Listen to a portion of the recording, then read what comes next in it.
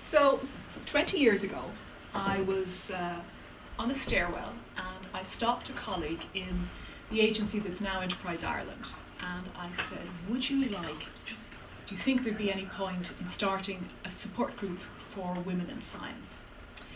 And I think if she had said no, we wouldn't be here today. But Jane Toohey said yes, and so did the next woman I asked, Anne Saunders, and so did Claire O'Connor.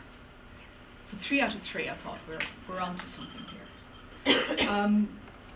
And the rest, as they say, is, well, not just history, but it's 20 years of a whole series of successes, of initiatives, of achievements, of projects and programs, and things we can be very proud of, I think. It's much more, and there's some of these documents we've produced in reports and policy submissions and so forth are here for you. We've achieved so much actually that somebody is, for this 20th year, putting together an audiovisual compilation of the work that WITS has done. I think that's testament to how much we need almost to art. We're actually employing, I think, an archivist at this stage as well to help us kind of collate the material that we have produced over the 20 years, which is much more than we ever expected when we sat down around Jane Toohey's dining room table. I think if we had thought of the things that now we can look back on, we would probably never have got going, so perhaps it's just as well. But then that's to some extent what happens when you bring a few women around a table, and the creativity that breaks out and the solutions that get suggested and ideas that get proposed. Things happen, great things happen, and important things. And for instance, just to give you a flavour of some of the things that we've done in the 20 years, we were instrumental in getting Science Foundation Ireland to put together a grant scheme for people returning to work, and to get SFI to put together scholarships for girls into engineering, and to get SFI to put together initiatives to tackle some of the concerns at institutional level. And so it led to projects such as WISER and TCD. And I mention those 3 SFI things because SFI is the big agency on the science and technology funding landscape in Ireland. So I think we can be very proud of having persuaded them to do that. And at the other end of the scale, we've done things like career advice programs and role model days for schoolgirls. A talent bank. It was one of the first things actually that we did at our inaugural meeting. We started work on a talent bank of women who could be nominated to state boards and authorities. Something that I see is still needed. There's the Innovation Task Force, I think, is to report later this week. Am I right? And so I happened to look at the Innovation Task Force membership just yesterday. There's 28 members, and 3 of them are women. So that's why we're still going today, WITS. We have not worked ourselves out of existence at all.